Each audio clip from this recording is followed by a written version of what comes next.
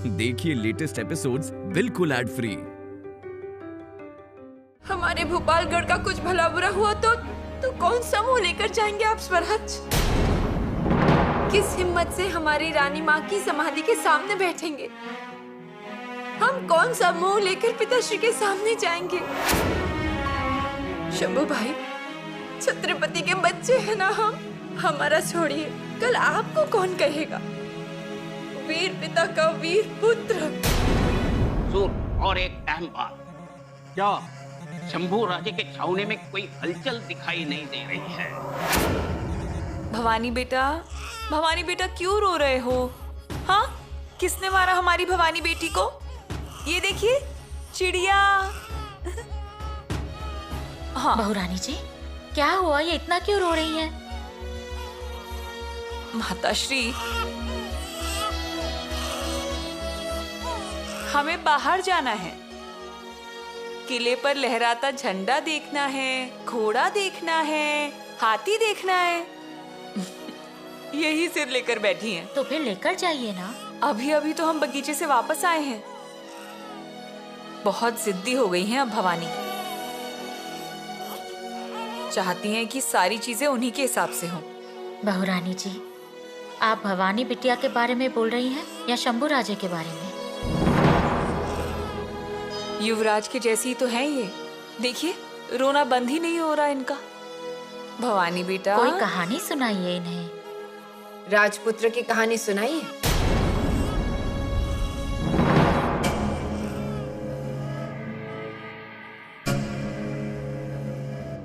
खुद के पिता के राज्य पर चढ़ाई करने वाले राजपुत्र की कहानी। बड़ी रानी साहिबा। अरे, बहुरानी को तो पता ही है और भवानी बेटी भी जानती ही होंगी। श्रृंगारपुर में ऐसे ही कहानियां सुनाई जाती थी। उसका ही दशावतार देख रहे हैं हम। माताश्री, आप सुनाइए। भगवान जैसे पिता के किले का झंडा नीचे उतारकर दुश्मनों का झंडा कैसे लगाना चाहिए, ये बताइए। अच्छी कहानी है, बताइए। हाँ,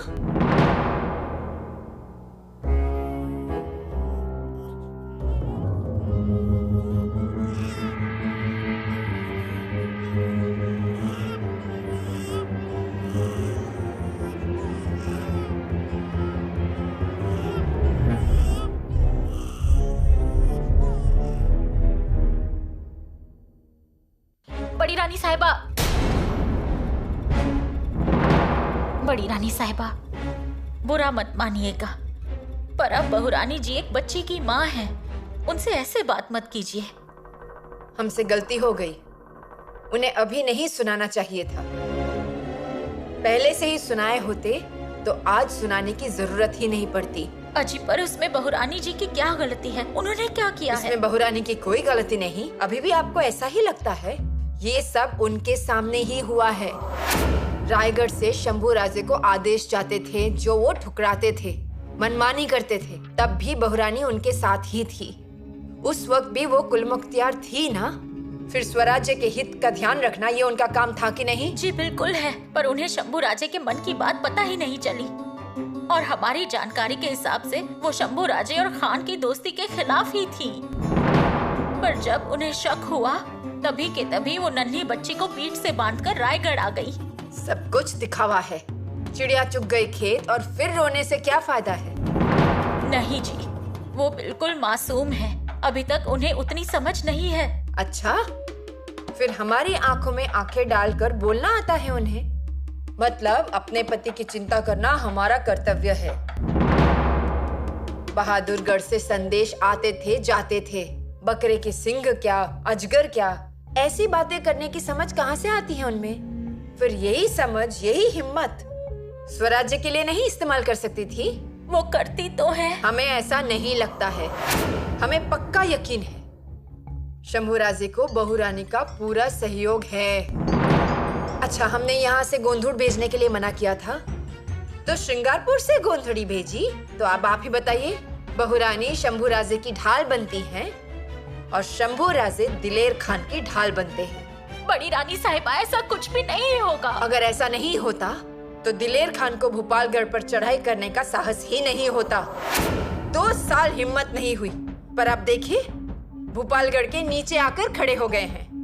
कल जाकर रायगढ़ पर ही चढ़ाई करेंगे।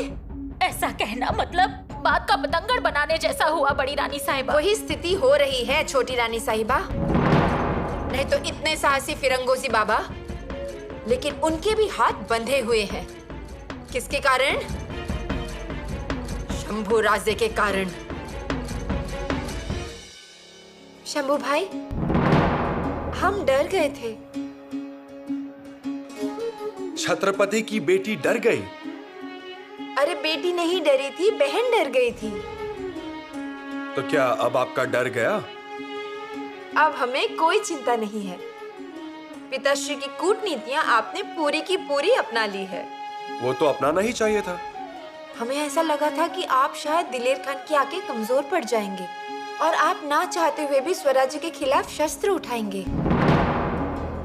राणो दीदी, हम सपने में भी ऐसा नहीं सोच सकते। हमारी माताश्री के संस्कार हम कैसे भूल सकते हैं? हमारे पिताश्री के तेजस्वी विचार कैसे छोड़ें? नामुमकिन है। शंभू भाई, राणो दीदी, जब हम छोटे थे तब हम आगरा के उस बड़े किले के बुर्ज पर खड़े थे। तब हमारे बाजू में खड़े शहजादा अकबर ने ताजमहल की तरह देखकर हमसे पूछा, युवराज, क्या आपके दक्कन में है ऐसी सुंदर इमारत? संगम रवड़ी, सफेद दर्पण पानी, गोल गुम्मद की तरह ऊंचे मीनारों की। मैंने कहा, है तो। ऐसी नहीं, इससे भी सुंदर इमारत है हमारे दक्कन में। उसकी चौखट हमारे दादाजी शाहजी महाराज और पिताश्री ने रची। उसका निर्माण कर रहे हैं हमारे पिताश्री। उनके साथ काम कर रहे हैं खेतों पर के, बस्ती के, गांव वालों के सैनिक। हजारों लाखों लोगों के खून पसीने से ये इमारत खड़ी हो रही है। इसकी छाया में आया हर कोई सुकून ही पाता है। आपका ताजमहल सिर्फ आंखों को खुश करता है, लेकिन हमारे दक्कन की यह इमारत आत्मा को सुकून देती है। ऐसी कौन सी इमारत है? स्वराज्य। स्वराज्य? हाँ राणो दीदी, स्वराज्य। और राणो दीदी, इस इमारत पर हमें कलश चढ़ाना है, इसका पूरा ध्यान है हमें। स्वराज्य की तरफ चढ़ाई करना छोड़िए, हम आंख उठाकर भी नहीं देख सकते हैं। वक्त आए तो हम अपने शरीर पर जख्म झेल लेंगे, लेकिन स्वराज्य को कुछ नहीं होगा। आपके ये विचार भोपालगढ़ के सैनिकों को प्रोत्साहन देने वाले हैं। अब हमें कोई चिंता नहीं है।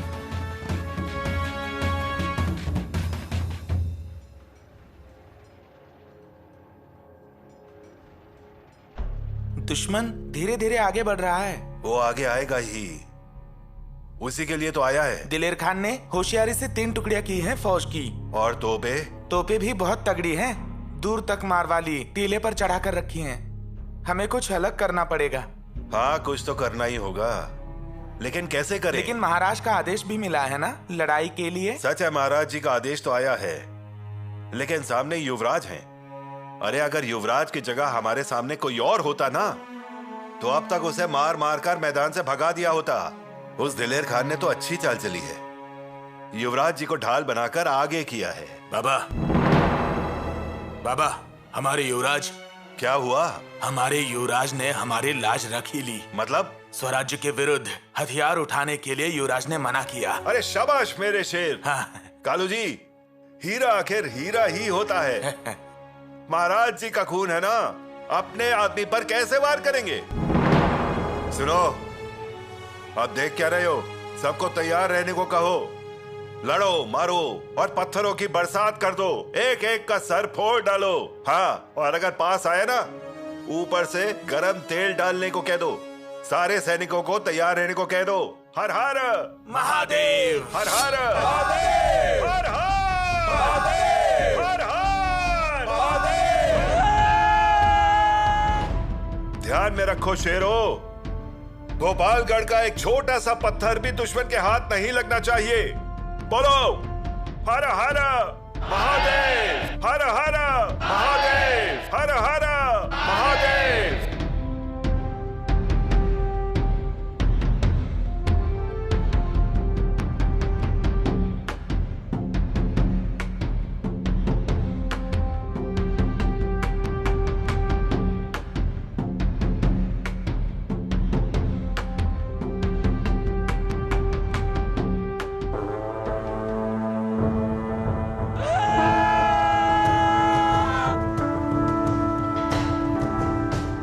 दागो गोला।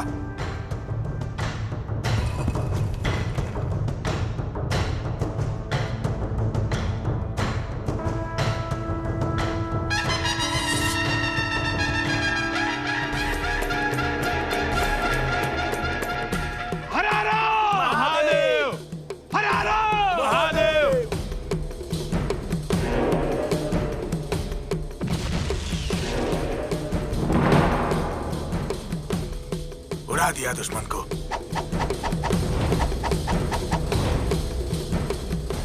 दाग दो गोला, लो भवानी माँ का नाम।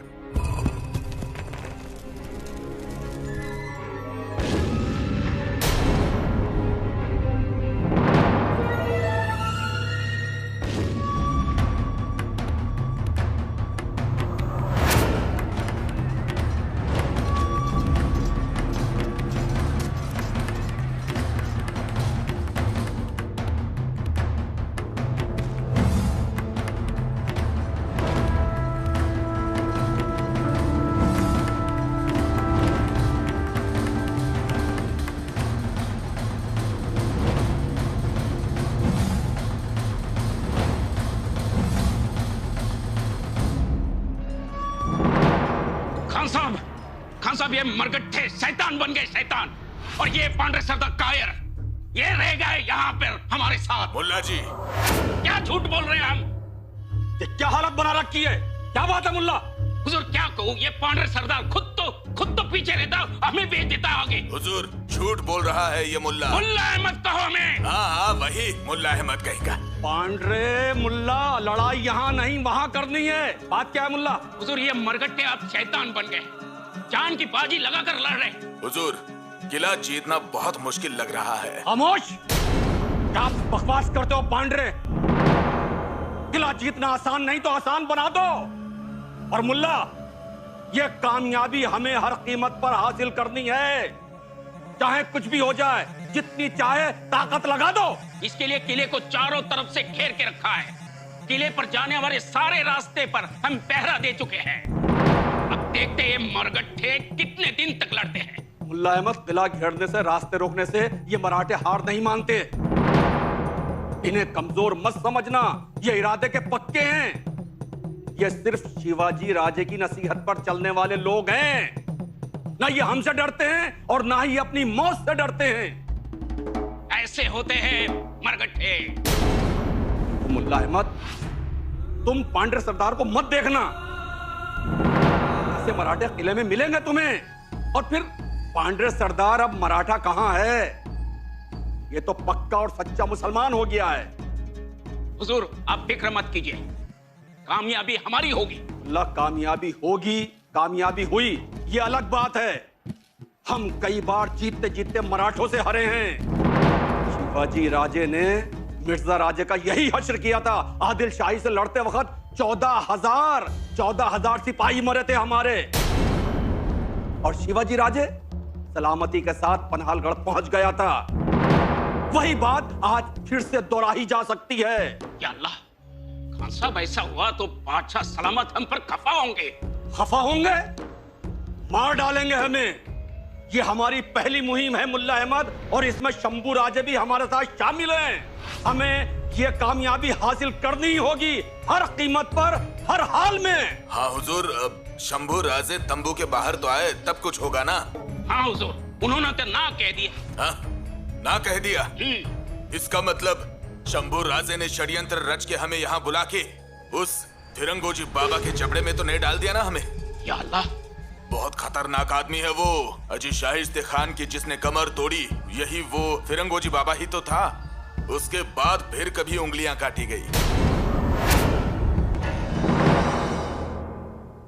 महाराज, जिसका डर था वही हुआ। शंभू राजे को जो करना था उन्होंने वही किया। रानी जी, कम से कम अब तो ऐसा मत कहिए कि राजनीति में जैसा दिखता है वो होता नहीं, और नहीं होता है वैसा दिखता है। नहीं, अब हम कुछ भी नहीं कहने वाले। कहने के लिए छोड़ा ही क्या है शंभू राजे ने? ना कहते कहते परली के गढ़ पर गए क्यों? कृष्णा नदी के उस पार गए क्यों? दिलेर खान से दोस्ती क्यों किया? स्वराज्य पर चढ़ाई करने क्यों आ गए? और अब तो उन्होंने भोपालगढ़ पर ही हमला कर दिया। रानी जी, स्वराज्य के युवराज इस हद तक जाएंगे ऐसा लगा नहीं था हमें। नहीं, हर सीमा लांघ दी है उन्होंने। परसों शिखर सिंघनापुर से पुजारी जी आए थे। वो कह रहे थे कि युवराज जल्द ही कुछ करने वाले हैं। सच कहे तो ये सब बोलते वक्त हमें अच्छा नहीं लगता। कोई बात नहीं रानी जी। रानी जी, आपके बोलचाल से तो हमें यही बात समझ में आ रही है। मतलब हमने जो भी सुना है वो सच है? नहीं, लेकिन अब लोग बातें बनाएंगे, हजारों बातें करेंगे, क्योंकि लोगों को बातें बनाने के लिए वजह चाहिए होती है। सच झूठ क्या ये पता ना हो तो भी। पर शंभुराजे ने हमला किया है, ये सच है। महाराज, आप उन्हें युवराज पद से हटा दीजिए, नहीं तो वो स्वराज के हित के खिलाफ ही आते रहेंगे।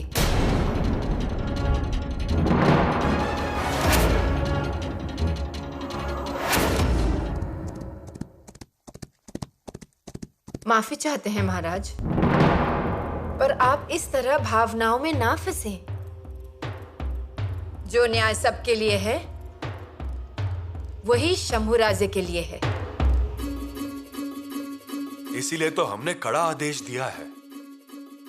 शंभुराजे अगर तलवार लेकर गढ़ पर आए तो उनकी मौत तो निश्चित है।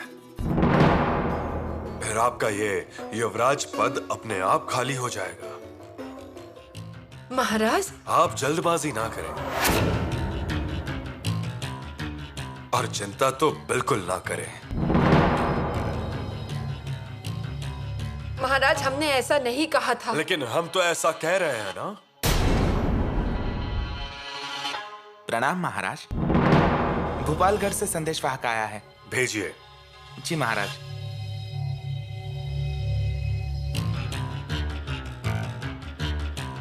महाराज, आपके आदेशानुसार भोपालगढ़ जंग कर रहा है। फिरंगोजी बाबा के हमलों के सामने मुगलों की फौज टिक नहीं रही।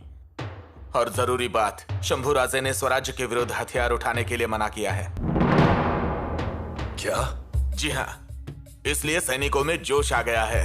हर हर महादेव की गर्जना से आसमान गूंज उठा है और फिरंगोजी बाबा भी बहुत जोश में है। हमारा गढ़ लड़ेगा, हमारे सैनिक लड़ेंगे, हमें पता था। लेकिन शंभुराजे छावनी में है, मैदान में उतरे तक नहीं है।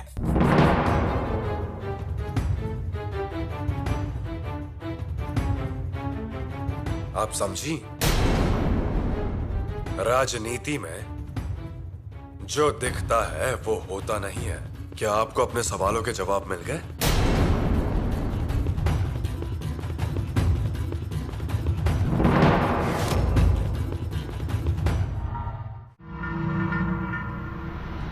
मुल्ला अहमद, कुछ भी हो जाए ये जंग हमें हर हाल में जीतनी है।